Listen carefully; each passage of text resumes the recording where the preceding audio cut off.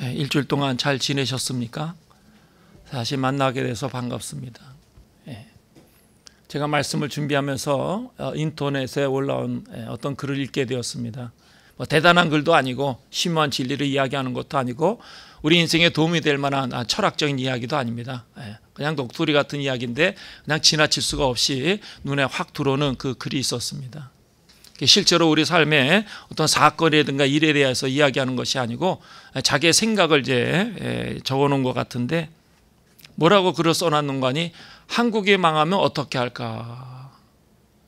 이것은 미래형 이야기가 아니고 지금 준비해야 될 생존 전략이다. 그렇게 타이틀이 적혀져 있어요. 그래서 나라가 위기가 찾아오면 은행의 문이 닫히게 되어지고 또 원화가 폭락이 되어지고 정부 시스템이 멈춘다라는 것이죠. 그렇기 때문에 이제 우리가 그 나라가 망하기 전에 준비해야 되는데 세 가지를 이야기하고 있어요. 먼저 외화를 보유하라는 것이죠. 달러 중심의 외화를 많이 가지고 있어야 된다. 그리고 해외에 그 계좌를 개설해야 되고, 그리고 여권과 비자를 반드시 준비해야 돼. 탈출 루트를 좀 생각할 수 있어야 된다. 그렇게 이야기하고 있습니다. 그래서 하는 말이 국가는 언제든지 국가를 버릴 수 있다. 원화만 가지고 있으면 반드시 무너진다라는 거죠. 그래서 준비한 자만이 생존할 수 있다. 그렇게 글을 썼어요. 자, 우리나라가 지금 당장 망하는 것은 아닙니다. 심각한 여러 가지 정치적인 상황을 초래하고 있는 그런 분위기도 아닙니다. 그런데 제 눈에는 확 들어왔어요. 그냥 지나칠 수 있는 이야기, 귀담아 들을 만한 이야기는 아니지만은 우리나라가 망하면 어떻게 될 것인가, 무엇을 준비해야 될 것인가, 그런 그 지나치는 것이 쉽게 지나칠 수 있는 말이었지만은 그러나 저에게는 굉장히 크게 부각되어졌다는 것이죠. 그래서 오늘 이 시대를 살아가고 있는 우리 모두는 그들 마음속에 항상 불안이, 두려움이 그늘지고 있다는 것이죠. 실제로 이 시대는 어떻습니까? 혼돈의 시대, 두려움의 시대가 아니지 않습니까? 그리고 사람과 사람 사이에 공동체와 공동체, 우리나라 정치 지도자들만 봐도 그렇지만은 그저 끊임없이 반목과 투쟁, 멈추지 않고 반복해서 일어난다는 거죠. 또 앞으로 일어날 것이다라는 거죠. 얼마나 피곤하고 힘든 그러한 삶의 자리인지 모르겠어요. 분노와 적대적인 감정이 그 안에 가득 차고, 이런 혼돈의 시대에 어떻게 살아야 될 것인가. 제가 전에도 일전에 말씀드렸지만 제가 아는 권사님의 따님이 유엔에서 근무해서 오랫동안 해외 여러 지부를 다니면서 노약자들과 어린이 또 홀로 된 여인들을 돌보는 그런 일을 하는 그런 유엔의 직원이었죠. 그리고 모처럼 휴가를 맡아서 또 시간이 돼서 한국을 찾아왔다가 저를 만나게 되어서 이제 차를 한잔하면서 얘기하는데, 그 젊은 여자 집사가 하는 이야기가 뭐냐면, 오랜만에 한국을 찾아왔는데 한국 사람들이 달라진 것이 하나 있는데 그게 뭐냐면 웃음기가 사라졌다는 거예요. 사람들이 웃지 않는다라는 거죠. 아프리카 오지에 가도 하루에 한 끼 두 끼 먹는 그렇게 힘들고 어려운 삶을 사는 그 아프리카 사람들도 잘 웃는다라는 거예요. 그야말로 우리가 하는 말대로 소똥이 굴러가도 웃는다라는 거죠. 그런데 한국 사람들은 웃지 않는다라는 거예요. 모두가 인상을 쓰고 바쁘게 걸어 다닌다라는 거예요. 그것만이 아니고 이 시대는 어떻습니까? 옳은 말 싫어해요. 바른 말 듣기를 거부하죠. 오직 자기 생각에 사로잡혀서 자기 생각만이, 자기가 가지고 있는 철학만이 절대적이다. 타협할 수도 없고 양보할 수도 없고 서로 이해를 구하고 서로 협조하는 그런 분위기가 아니다라는 거. 얼마나 피곤하고 힘든지 모르겠어요. 믿음의 사람들이 이러한 세상에서 어떻게 살아야 되는가? 믿음으로만 충분할 것인가? 우리에게 필요한 것은 성령의 충만함, 성령의 능력을 덧입어야 우리의 사명도 감당하고 하나님께 영광을 돌리고 우리의 믿음을 지킬 수 있다는 사실을 우리는 명심할 필요가 있다는 것이죠. 그래서 2000년 전에 예수께서 부활 승천하시고 나서 아버지께서 약속하신 것을 기다려라.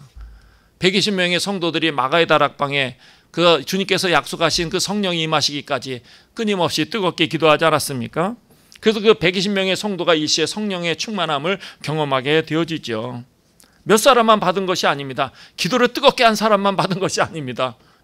교회 열심히 충성한 사람만 받은 것이 아니고 또 아무런 흠과 티가 없는 존경할 만한 의로운 사람만 충만함을 받은 것이 아니고 그 마가의 다락방에 임했던 그 자리에서 하나님 앞에 기도하면서 성령을 기다렸던 120명의 성도가 일시에 동시에 충만함을 받았다라는 것이죠. 이 성령의 충만함만이 하나님께서 약속하신 바 온 세계에 복음을 전하고 온 나라에 하나님의 영광이 드러나도록 그 땅끝까지 복음을 전하기 위해서 이루어진 하나님의 초자연적인 역사라는 거죠. 오늘도 마찬가지예요. 우리가 성령 충만해야 돼요.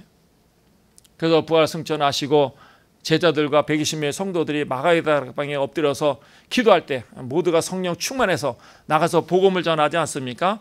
예수 그리스도의 사건을 증거하고 외치고 선포하지 않았습니까? 자, 오순절에 그 성령의 충만함을 경험하고 예루살렘에 올라가서 말씀을 전할 때 어떤 일이 일어났죠? 오순절에도 역시 유월절과 같이 세계 처처에서 많은 유대인들이, 디아스포라 유대인들이 또 이방인이었지만은 그러나 하나님을 믿고 유대교에 들어온 사람들이 하나님을 제사하러 예루살렘에 올라오지 않습니까? 그 사람들에게 예수 그리스도의 십자가와 부활의 사건을 증거하고 예수 그리스도의 사건이 얼마나 중요하고 의미가 있는가, 우리가 어떤 관계가 있는 것을 담대하게 선포하는데 그 선포할 때 모두가 난곳방언으로 선포했다라는 거예요. 세계 첫째에서 서로 다른 언어를 가지고 있는 사람들이 와서 예배하지만 그러나 모든 사람이 동시에 들을 수 있도록 제자를 통해서 또 120명의 성도들이 그들의 뜨거운 마음으로 성령 충만해서 저들이 태어난 그 난곳방언, 그들이 알아들을 수 있는 언어로 하나님의 말씀을 외쳤다라는 거죠. 그래서 그렇게 하나님의 말씀을 선포하고 증거할 때 사람들의 반응이 어떠했습니까? 사도행전 2장 12절에 보면 다 놀라며 당황하여 서로 이르되 이 어찌 된 일이냐 하며 어떤 이들은 조롱하여 이르되 그들이 세술에 취하였다 하더라. 세술에 취했다라는 거예요. 정신없는 말을 한다라는 거죠. 받아들이기 어려운 하나님의 역사를 지금 이야기하고 있다라는 거예요. 그래서 저들은 정상적이지 않다, 술에 취해서 주정하듯이 취기로 이야기하는 것이다, 그렇게 조롱했다라는 거예요. 그때 오늘 본문에 베드로가 일어나서 하나님의 말씀을 전하지 않습니까? 제자들이 난곳방언으로 복음을 전할 때 사람들이 자기네 방언을 들으면서 깜짝 놀랄 때 그 놀라고 있는 그 순간에 베드로가 일어나서 그 성령 강림 사건의 그 특별한 의미를 지금 설명하고 있는 거예요. 뭐라고 이야기합니까? 예루살렘에 사는 모든 사람들아, 이 일을 너희로 알게 할 것이니 내 말에 귀를 기울이라. 우리가 무엇을 경험하고 지식을 습득해서 또 우리가 보았다고 해서 아는 것이 아니에요. 경험해서 아는 것이 아니에요. 모든 사건은 반드시 성경적인 해석이 필요하다는 거죠. 사람들이 알지 못하고 깨닫지 못할 때 이 사건의 의미가 무엇인가, 여기 하나님의 경륜과 섭리가 어떻게 나타나고 있는가, 그 성경적인 의미가 무엇인가를 베드로는 그 당시에 당황해서 놀라고 있는, 또 때로는 조롱하는 사람들에게 성경적인 의미를 가르치고 있는 거죠. 오늘도 마찬가지예요. 우리의 삶의 사건에 경험되어진 많은 일들, 우리의 어려움과 문제들, 우리 내부에서 생겨나는 고민과 갈등, 그 모든 사건들에는 반드시 성경적인 의미를 가지고 해답을 구할 수 있어야 된다는, 큰 일이든지 작은 일이든지 개인적인 일이든 정치적인 일이든 모든 사건 안에서, 모든 사건에 대해서 성경 안에서 그 해답을 얻을 수 있어야 된다는, 사소한 일도 마찬가지예요. 우연히 일어나는 것은 없어요. 모든 사건 속에는 하나님의 메시지가 있어요. 우리를 향하신 하나님의 강력한 그 뜻이 담겨져 있는 거예요. 사람들은 다 지나치고 무시하고 아무것도 아니다라고 생각해. 그러니까 하나님의 뜻이 어디 있는지 알지 못하고 올바른 결정도 하지 못하는 거예요. 모든 문제에 대해서 우리는 반드시 성경적인 해답을 얻을 수 있어야 된다라는 거예요. 그래서 베드로는 그 성령 강림 사건은 어떻다라는 것이죠. 하나님께서 약속하신 바가 성취된 것이다 해석하고 있어요. 오늘날에도 마찬가지 하나님의 말씀을 성취되고 있어요. 2000년 전에 끝난 것이 아니에요. 창세기부터 요한계시록에 기록된 모든 하나님의 말씀, 그 약속의 말씀, 능력의 말씀, 생명의 말씀은 여러분의 삶의 사건 속에서 나타나고 이루어지고 있다는 거예요. 그래서 우리가 항상 하나님의 말씀에 귀를 기울여야 돼요. 하나님의 말씀으로 돌아가야 돼요. 하나님의 말씀에 귀를 기울여야 돼요. 그 말씀 속에 우리의 삶의 사건에 대해서 정확하게 해석해주고, 또 우리가 무엇을 취하고 선택하고 결정해야 되고, 우리가 무엇을 추구하고 무엇을 쫓아가야 될 것인가 정확하게 말씀하고 있어요. 우리는 방황할 필요도 없고 두려워할 필요도 없고 고민할 필요도 없고 걱정할 필요도 없어요. 하나님 우리를 책임져 주실 뿐만 아니라 그냥 방치하는 것이 아니에요. 우리의 그냥 필요를 채워주시고 문제만 해결해 주시는 것이 아니에요. 우리의 삶을 몰아가시고 모든 사건 속에 하나님의 뜻이 어떻게 담겨져 있는가 우리에게 알려주시길 원하시기 때문에 우리에게 기록되어진 말씀을 우리에게 주신 거예요. 그 말씀을 통해서 우리의 삶에 경험된 모든 사건을 해석할 때 우리 마음의 자유와 평강뿐만 아니라 담대함과 용기를 가지고 믿음의 삶을 살고 믿음의 길을 달려갈 수 있게 되어진다는 거예요. 그런데 이 성령 강림 사건은 특별한 사람들에게만 이루어진 것이 아니에요. 모든 사람들에게 나타나는 보편적인 역사예요. 무슨 말씀인가 하니 2000년 전에만 나타난 것이 아니고 오늘 이 시대, 이 자리에서 이 순간에도 나타나는 하나님의 위대한 역사라는 거예요. 남녀노소 신분에 관계없어요. 그 사람이 많이 배웠느냐 못 배웠느냐, 가졌느냐 못 가졌느냐, 사람들에게 인정을 받느냐 못 받느냐, 그건 관계가 없어요. 누구에게나 임하는 사건이에요. 그 사람이 귀족이든지 종이든지 그 출신에 관계없이 모든 사람에게 반드시 성령께서 역사하신다라는 거예요. 지식이나 신분에 따라서 이루어진 것이 아니에요. 목사님이기 때문에, 장로님이기 때문에, 권사님이기 때문에 성령이 임하시는 것이 아니에요. 누구나 다 사모하고 고대하고 그것을 내 마음에 품고 하나님의 능력에 따라서 하나님의 영광에서 살아가고자 하는 열망을 가진 사람들에게 모두에게 허락되어진 이야기라는 거예요. 그래서 하나님께서 모든 사람을 통해서 역사하시는데 여기는 특별한 사람이 존재하지 않아요. 어느 하나님이 특별하게 택해서 쓰시고 그런 것이 아니에요.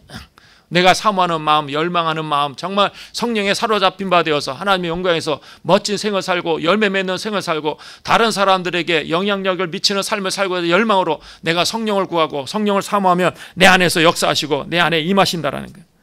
그래서 성령께서는 보편적으로 누구에게나 역사하신다는 거죠. 역대하 16장 9절에 보면 여호와의 눈은 온 땅을 두루 감찰하사 전심으로 자기를 향하는 자들에게 능력을 베푸시나니,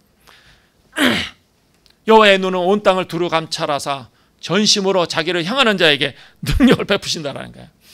그 사람이 어떤 사람에 관계없어요.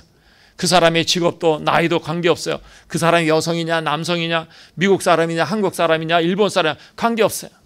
전심으로 하나님 향하는 자에게 능력을 베푸신다. 제가 처음으로 신학교 들어가서 교육전도사로 불광동에 있는 어떤 교회에서 교육전도사로 심호하면서 중고등부들을 이렇게 가르치는 그런 일을 했어요. 그래서 여름에 중고등부 학생들하고 수련회를 갔어요. 3박 4일 가서 이제 재밌는 프로그램도 수영장에서 수영도 하고 게임도 하고 또 아침과 저녁에 예배를 드리고. 근데 저는 평소에 그 성령 그 방언에 대해서 그렇게 뭐 그다지 인정은 하지만 그렇게 뭐 사모하고 내가 뭐 방언을 해야 되겠다 그런 마음은 없었어요. 그래서 저녁에 말씀을 전하고 이제 아이들과 기도를 하죠. 한 50명 되는 아이들이 중학교부터 고등학교 아이들이 다 모여가지고 기도하는 거예요. 옆에서는 우리 집사님이 반주를 해주고 막 기도하는데 그 앞에 말이죠. 중학교 1학년짜리예요. 머리 빡빡 깎고 중학교 1학년 아이면 지금 뭐 우리가 봐도 코 찔찔이죠. 뭐 어린 아이죠. 뭐. 근데 그 아이가 그 밑에 강대상 밑에서 방언으로 기도하는 거예요. 깜짝 놀랐어.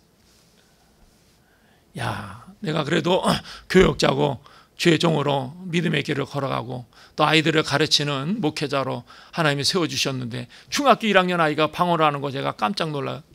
내가 적어도 저들을 지도하고 가르치는데 나 자신도 방언을 하지 못하면 어떻게 저들을 설득하고 가르치고 권면하고 인도할 수 있을까? 그 하나님 앞에 뜨겁게 기도하고 그 기도하자 그 다음날 저녁에 성령을 받고 방언을 하게 되어졌어요. 성령이라는 것은 성령의 역사라는 것은 누구에게 특정인에게만 나타난 것이 아니라 모든 사람에게 나이가 많든지 적든지 내 마음에 사모하는 마음. 자, 여기서 한 가지 우리가 생각할 것이 있어요. 예수님의 제자들과 120명의 성도들은 분명히 예수님의 십자가와 부활을 경험했어요. 그것으로 충분하지 않겠습니까? 하나님의 역사를 이루고 하나님의 영광을 드러내고 온 세상에 복음을 전하는데 이 십자가와 부활의 사건이면 충분하지 않을까? 그런데 예수께서 부활 승천하시면서 성령을 보내주시겠다 약속하셨어요. 왜 성령이 필요한가?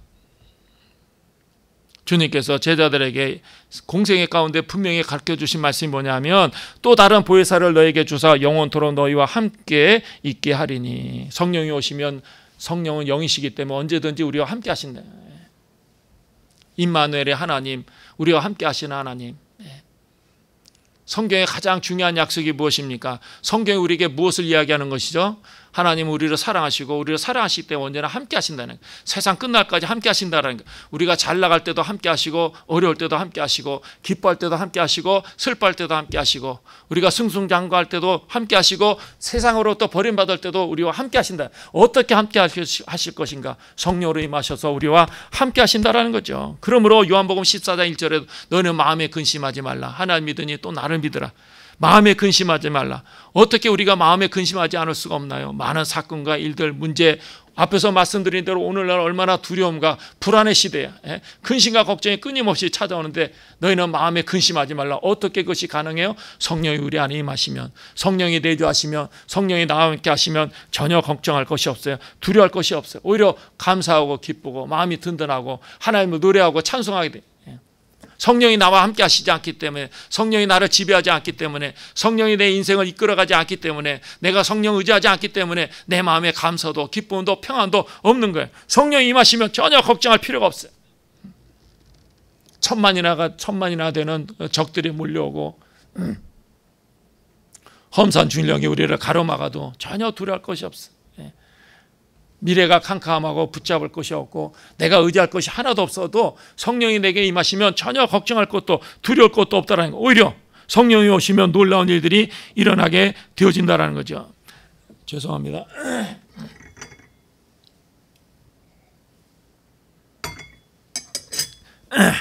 예수께서 요한복음 14장 12절 내가 너에게 이르노니 그보다 큰 일도 하리니 이는 내가 아버지께로 감이라. 어떻게 이것이 가능하겠습니까? 예수께서 우리와 함께 하시지 않는데 우리가 예수님의 도움을 구하지 아니하고 내 스스로 내가 위대한 역사를 이뤄나갈 수 있는가? 성령이 나와 함께 하시면 예수께서 하신 일보다 더 큰 일을 한다는 거예요. 여러분이 성령 충만하고 성령에 사로잡힌 바 되며 하나님 앞에 간구하는 모든 기도가 상달로 응답받고 병들어 육체적으로 고통하는 자들에게 손을 얹어 기도하면 그 육체가 건강하게 되어지고 그리고 더 나아가서 세상을 변화시켜 나가는 위대한 일을 하게 되어진다는 거예요. 우리가 그런 꿈을 꿔야 돼. 죄송한 말씀이지만 우리가 돈도 잘 벌고 좋은 집에 살고 편안하게 살고 좋은 차를 타고 살고 그게 그리스도인의 꿈이 되어서는 안 돼요. 정말 위대한 꿈을 꿔야 돼요. 멋있는 꿈을 꿔야 돼요. 이 땅에 열매 맺는 꿈을 꾸고 하나님의 영광을 드러내고 내가 이 땅에 하나님의 나라를 구하고 수많은 영혼들을 구원하는 그런 위대한 꿈을 꿔야 돼요. 그래서 우리가 성령이 임하시면 이 땅에 건강한 나라, 건강한 사회, 천국이 이루어지게 되고 아름답고 행복한 나라를 건설하게 되는 거예요. 배운 자와 못 배운 자가 서로 싸우고 미워하지 않고 가진 자와 못 가진 자가 서로 반목하고 시기하고 질투하지 않고 정말 하나님이 기뻐하시는 나라, 그래서 서로 귀하게 여기고 사랑하고 섬기고 도와주는 나라, 그런 사회 공동체가 이루어지는 거야. 성령이 임하셔야만 가능한 거예요. 내가 노력해서 되는 것이 아니에요. 땀을 흘려서 되는 것이 아니에요. 몸부림을 쳐서 되는 것이 아니에요. 저도 다 해봤어요. 악을 쓰기도 하고 반항도 하기도 하고 배회하면서 도망가기도 하고 따지기도 하고 항변하기도 하고 몸부림을 치기도 하고 그래서 되는 것이 아니에요. 성령 충만해서 나를 사로잡아서 우리가 위대한 꿈을 꾸고 그 열매를 맺기 위해서 우리가 희생과 헌신을 두려워하지 않고 믿음의 길을 달려가면 하나님 우리를 통해서 위대한 역사를 이뤄나가신다는 거예요. 그래서 성령은 오늘 우리에게도 임하셔야 된다는 거죠. 성령이 임하시면 우리도 하나님 앞에 새로운 사람으로 변화되고 거듭나게 되어진다는 거예요. 고린도후서 5장 17절 그런즉 누구든지 그리스도 안에 있으면 새로운 피조물이라 이전 것은 지나갔으니 보라 새 것이 되었도다. 이것이 어떻게 가능하겠습니까? 내가 결단하고 노력하고 몸부림을 친다 되지 않아요. 제가 일전에도 말씀드리지만 우리 친구가 고등학교 3학년 때 열심히 공부하는 친구, 정말 자기가 원하는 대학에 가기 위해서 눈썹을 빌어도 그게 몇 달 못 간다는 거예요. 혈서를 써도 그것이 길어야 6개월이라는 거예요. 내 자신이 변화되어지고 새로운 인간으로 거듭나는 것이 결코 쉽지가 않다는 거죠. 그러나 성령이 임하시면 새로운 인간으로 거듭나게 되어진다는 거예요. 이전에 없었던 새로운 피조물로 다시 드러나게 되어진다는 거예요. 그래서 애초에 하나님 인간을 창조하실 때 생명으로 창조하셨다. 이 생명이라는 말이 굉장히 중요해요. 이 생명이라는 단어가 중요해요. 생명이라는 게 뭐냐면 하나님과 교제할 수 있는, 교통할 수 있는 존재를 말하는 것이죠. 다시 말씀드려서 성령이 임하실 때 우리가 거듭나서 하나님의 사람으로 생명으로 우리가 거듭나게 되어지면 하나님과 교통하게 되어진다는 거예요. 하나님과 깊은 영적인 교제를 하고 영적인 대화를 나눌 수 있게 되어진다는 거예요. 아담과 하와가 범죄로 인해서 하나님의 관계가 단절되어서 하나님과 교제할 수 없는 불행한 삶을 살게 되지 않았습니까? 그러나 성령이 임하시면 하나님 알게 되어져요. 예수 그리스도 알게 되어지고 그 십자가 사건의 의미를 알게 되어지고 내가 이 땅에 존재하는가, 무엇을 위해 살아가는가, 내게 가장 소중하고 귀한 것이 무엇인가를 알게 되어지는 거예요. 그래서 하나님과 그 깊은 영적인 교제를 나누게 되어진 거죠. 하나님을 알고 싶고 하나님께 나아가고 싶고 하나님을 배우고 싶고 하나님을 경험하고 싶고 성령 충만하면 하나님에 대해서 내 마음이 집중하는 거예요. 아직도 세상을 향해서 내 마음과 열정이 막 불같이 타오른다. 그 성령을 받지 않았기 때문에. 성령이 내 안에 가득 차면 세상 것이 시시해요. 그거 쫓아갈 필요가 없어. 성령의 능력이 나와 함께 하시면 사람들에게 존경함과 사랑을 받고 또 성령이 나와 함께 하시면 세상의 모든 좋은 것도 다 따라오게 돼 있어요. 그런 것 쫓아갈 필요가 없어요. 쫓아간다고 해서 얻어지는 것이 아니에요.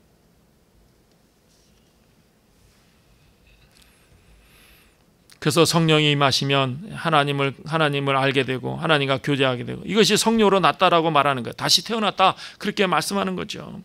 그리고 성령으로 임하시면 진짜로 정말 인격적인 존재가 되어지는 거야. 무슨 말인가 하니 하나님의 형상이 회복되어지는 거야. 우리는 다 아담의 범죄에서 그 하나님의 형상이 다 깨어졌어요. 부서졌어요.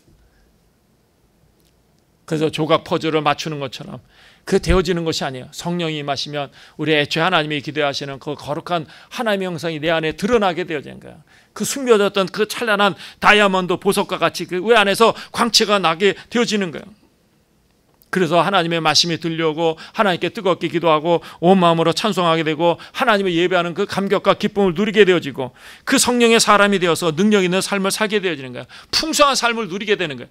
풍성하다 해서 돈 많이 벌고 성공하고 그런 의미가 아니에요. 날마다 감격과 기쁨, 사는 것이 즐겁고 모든 사람을 사랑하게 되고 어떤 경우에도 흔들리지 않고 하나님과 그 기쁜 교제를 나누면서 주의 인도하심을 받는 생을 살게 되어진다는. 그렇지 않으면 어때요? 이 세상 속에서 사람들의 방법, 사람들의 지식, 사람들의 교훈을 쫓아가면 끊임없는 투쟁과 분쟁이 멈추지 않아요. 힘들게 되어진 거죠. 성령이 임하셔야 돼요. 성령이 임하실 때 우리가 정말 우리의 속사람이 새로워지지 않습니까? 여러분이 살아가면서 가장 힘든 게 뭐예요? 경제, 사람들과의 그 관계, 우리가 가면서 해야 될 그 많은 그 인생의 짐.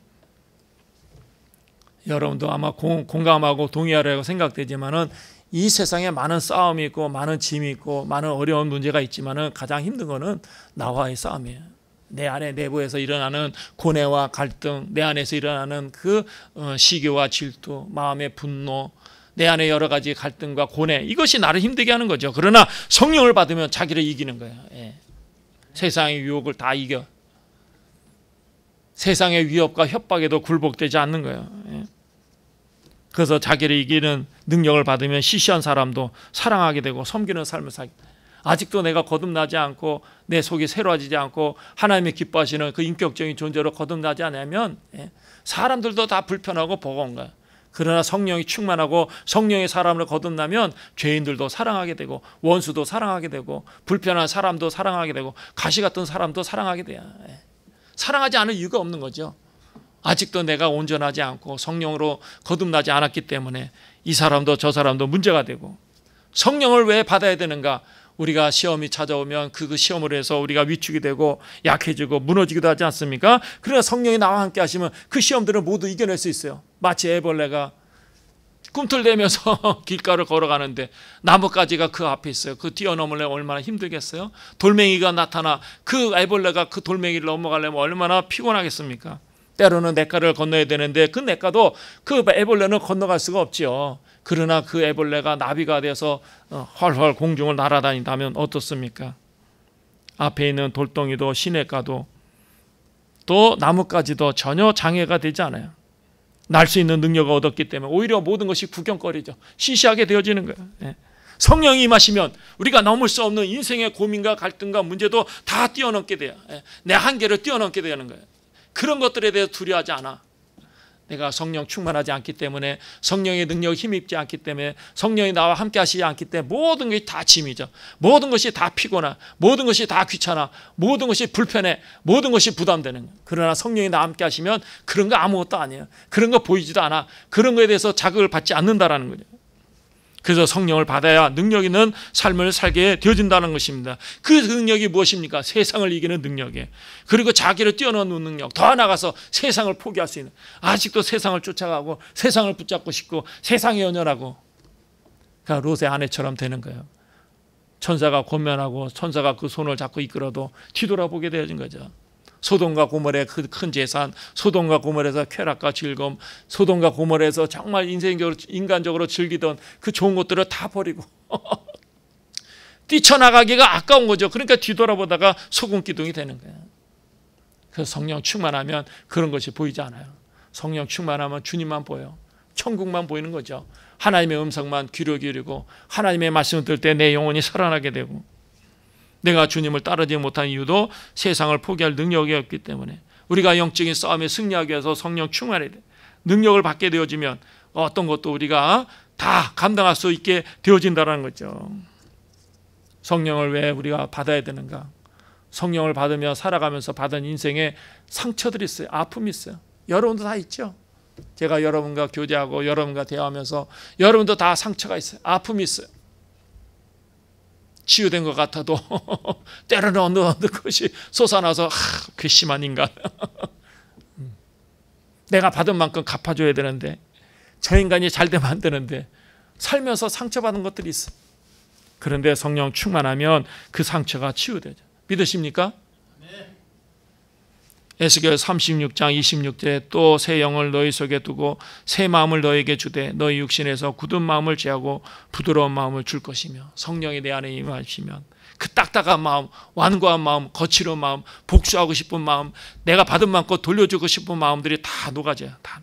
새 마음을 너희에게 주되 굳은 마음을 제하고 부드러운 마음, 스포지처럼 부드러운 마음, 반죽이 잘 된 밀가루 떡처럼 아주 부들부들한 그런 마음을 가게 되었죠. 말씀을 듣는데 갑자기 제가 어릴 때 어머니가 수제비 한다고 그렇게 막 옆에서 그 한 번 만져보면 그 말랑말랑한 게 얼마나 기분이 좋을지, 그런 마음이 되는 거예요. 성령을 받지 않으니까, 성령이 나와 함께 하시지 않으니까, 성령이 나를 지배하도록 내가 의탁하고 의뢰하지 않기 때문에 내 마음이 딱딱한 거예요. 내 마음이 딱딱하면 다른 사람만 피곤한 게 아니고 내 자신도 피곤해요. 내 자신도 괴로운 거죠. 내 안에 가시가 있으면 그 찌르는 것이 다른 사람을 찌르는 게 아니야, 내 자신을 찌르는 거예요. 성령 충만을 받아야 돼. 우리 안에 성령이 임하시면 마음의 근심과 두려움도 다 사라지고 평안이 넘치게 되어지죠. 요한복음 14장 27절, 얼마나 귀하고 좋은 말씀인지 몰라. 평안을 너에게 끼치노니 곧 나의 평안을 너에게 주노라. 내가 너에게 주는 것은 세상이 주는 것과 같이 아니하느니라. 그러므로 너희는 마음에 근심하지도 말고 두려워하지도 말아라. 2000년 전 예수님이 제자들에게만 하시는 말씀이 아니고 이 시간 예배드리는 여러분에게 하시는 말씀이라는 것을 꼭 믿으시길 바랍니다. 성령이 임하시면 평안이 넘쳐. 평안이 넘치다라는 건 내 문제가 다 해결되어지고 내 삶이 완벽하고 내 삶에 어려움이 없다, 그런 이야기가 아니에요. 우리는 착각하거나 오해하면 안 돼요. 여전히 바람이 불고 태풍이 몰아치고 사람들이 공격하고 적들이 몰려오고 그래도 평안이 내 안에 있으면 그런 거 신경 안 써요. 살고 죽는 것이 하나님의 손에 있잖아요. 내 미래와 장래가 하나님의 손에 있잖아요. 내가 몸부림친다고 되나요? 저도 젊은 날에 몸부림치고 방황하고 막 배회하고 그게 악을 쓰고 발로 차고, 그래서 세상이 달라지는 것이 아니야. 내 운명이 달라지는 것이 아니야. 내가 피한다고 숨는다고 되는 것이 아니야. 하나님이 나와 함께 하시면 어떤 것도 걱정되지 않아요. 두려워하지 않아요. 내 미래가 어떻게 될 건가, 내 장래가 어떻게 될 건가, 성공할 건가, 실패한 건가, 걱정되지 않아요. 하나님 우리를 정확하게 소원의 항구로 인도하시고 우리에게 가장 좋은 것을 주시길 원하셔서 준비하고 계시기 때문에 우리가 하나님 믿고 따라가기만 하면 하나님께서 우리의 삶을 책임져 주신다라는 거예요. 그래서 평안을 너에게 끼쳐노니, 예수님이 제자들에게 십자가 지기 전에 마지막으로 주셨던 말씀이에요. 그 십자가 얼마나 두려워요. 그 겟세마네 동산의 그 고뇌와 갈등을 보면은 그 예수님의 마음이 얼마나 무거운가 알 수 있잖아요. 그런데 그 안에 평안이 돼, 평안. 나의 평안을 너에게 준다. 십자가 앞에 있는 예수님의 마음이 그 크고 어렵고 힘든 그 십자가를 앞에 두고도 그 마음에 평안이 있어서 제자들에게 나의 평안을 너에게 준다. 얼마나 귀한 말씀이에요. 우리가 살아가면서 여러 가지 인생의 고민과 갈등으로 어렵고 힘들고 마음의 고통으로 괴로워하며 밤을 새고 그 분노로 인해서 참지 못할 때가 있지만, 그러나 이거보다 더 큰 고통이 있어요. 그게 뭐예요? 영적인 고통이에요. 내가 하나님의 말씀을 들으려 해도 들려오지 않고, 기도하려고 해도 기도가 안 되고. 제가 젊은 날에 경험한 거예요. 기도를 하고 싶은데 기도가 안 되는 거예요. 꽉 막혔어. 지금이라면 뭐 1시간도 2시간도 줄창 막 기도하면서 찬송하면서 방언하면서 막 기도하는데, 예전에 기도하고 싶은데 마음은 괴롭고 힘들고 막 여러 가지 문제가 막 중첩해서 다가오는데 기도하고 싶지만 기도가 안 될 때 그 얼마나 답답한지 몰라요. 여러분도 경험해 보셨으리라고 생각돼요. 성령이 임하시면 어떻습니까? 마음의 문이 활짝 열리죠. 성령이 임하시면 하나님의 형상을 따라 지음받은 존재이기 때문에 하나님과 깊은 교통이 있게 되어져요. 성령을 받지 않으면 우리의 영혼이 캄캄하고 우리의 영혼이 답답하고 우리의 마음이 딱딱해서 원망과 불평, 분노와 시기, 다른 사람에게 표현하지 않지만 그 안에 가득 차 나를 괴롭히는 거죠. 그 곤고함이 찾아와서 견디지 못하는 거예요. 우리가 살아가면서 여전히 불안하고 두렵다. 내 안에 성령이 임하시지 않기 때문에 평안함이 없는 거죠. 그러나 우리가 부르짖어 기도하며 성령이 임하시고 하나님의 은혜가 우리 가운데 넘치기 때문에 우리의 마음에 있는 그 모든 고통을 다 치유해줘요. 영적인 고통, 살면서 살아가면서 받은 그 모든 고통들, 그 상처 아픔을 다 치유해줘요. 지금도 마찬가지야. 여러분 마음속에 과거에 경험했던 그 상처들, 아픔들 어떠한지 세세하게 저는 모르지만 저 자신도 경험했잖아요. 저도 마음 아픔이 많았죠. 분노가 많았죠. 상처가 많았죠. 사람들에 대해서 배반도 많이 경험했죠. 그런 것들이 없었더라면 내가 좀 더 성공하고, 그런 것들이 없었다면 내가 좀 더 잘 되고, 그런 것이 없었더라면 내가 더 편안하게 살 텐데, 그 인간들 때문에 제가 전에도 얘기했지만은 제가 여기 개척하기 전에 12번이나 선을 보면서 그 큰 교회, 교인들이 2,000명, 3,000명 되는 교회 아주 좋은 얘기가 오고 갈 때, 제 뒤에서 투서를 하고 전화를 하고 제 발목을 잡고 저 나쁜 놈이라고 막 얘기하고, 우리 동료 목사가 그랬어요. 동료 목사. 지금도 누군지 잘 알고 있죠. 그 사람 미워하지 않아요. 그 사람과 잘 지내고 있어요. 지금도 종종 만나죠.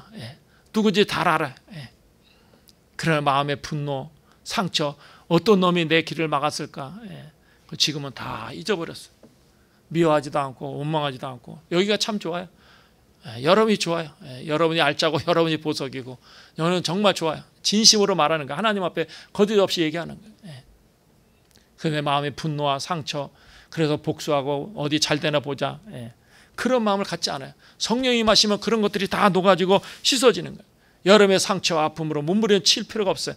그 하나님의 은혜 받에 성령에 푹 잠기기만 하면 되는 거예요. 우리가 인생의 여러 가지 만족과 기쁨을 해서 이것도 필요하고 저것도 필요하고, 그러나 밑 빠진 독에 물 붓기와 같아요. 채워지지 않아. 세상의 것으로는 채워지지 않아요. 아무리 출세하고 권력을 잡고 돈을 많이 벌어도 풍성해지는 것이 아니에요. 연봉이 높다고 해서 행복해요? 그런데 그 밑 빠진 독을 채울 수 있는 유일한 방법이 있어요. 밑 빠진 독은 아무리 부어도 다 빵꾸 나가지고 다 흘렀다 바깥으로 나가. 그런데 유일하게 밑 빠진 독을 채울 수 있는 방법이 뭐냐? 그 독을 통째로 물속에 집어넣는 거예요. 바닷속에 푹 집어넣는 거 아예. 그러면은 그 독에 가득 차게 되지 않겠습니까? 우리의 상처도 마찬가지예요. 우리의 마음의 근심과 걱정도 마찬가지. 여러 가지 내 마음에 부담스러운 거 마찬가지. 우리를 성령에 푹 잠그는 거예요. 성령 충만하는 게 뭐냐? 성령에 지배되어 살아라는 거예요. 성령 하나님에 가득 차도록 그 안에 푹 들어가라는 거예요. 그러면 달려가도 피곤치 않는 생을 살게 되어지는 거예요. 우리가 세상에 뛰어난 지식과 경험을 가진다고 해서 세상을 이기는 것이 아니에요.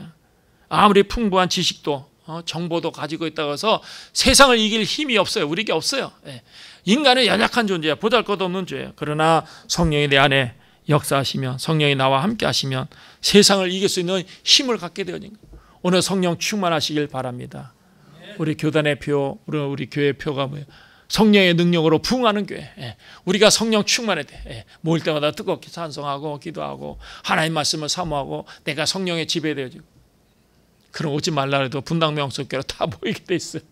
사람들은 정확하게 알아. 왜? 영적인 존재이기 때문에. 사람들은 설명하지 않아도 다 알아. 왜냐하면 그들이 하나님과 하나님의 영으로 창조된 존재이기 때문에 다 느껴져요. 설명하지 않아도 우리가 성령 충만하고 뜨겁고 막 감격과 기쁨 노래하고 찬송하고 하나님의 예배하고 하나님의 열망하고 우리 모두가 서로 사랑하고 섬기고 그러면 교회가 사람들이 모이게 됐어요. 왜? 이 세상 사람들 다 갈급해. 이 세상 사람도 다 궁금해. 이 세상 사람도 어느 누가 하나 없이 다 상처받은. 세상에 돈을 많이 번 사람, 정치적으로 성공한 사람, 그들이 아픔이 없고 슬픔이 없어요? 다 괴로움이 있고 갈등이 있어요. 다 위로받고 싶죠. 우리가 성령 충만하면 사람들이 모이게 돼 있어요. 성령 충만을 받으시길 바랍니다. 성령의 큰 능력이 언제나 여러분과 함께 하시기를 주님의 이름으로 축원합니다. 기도하겠습니다.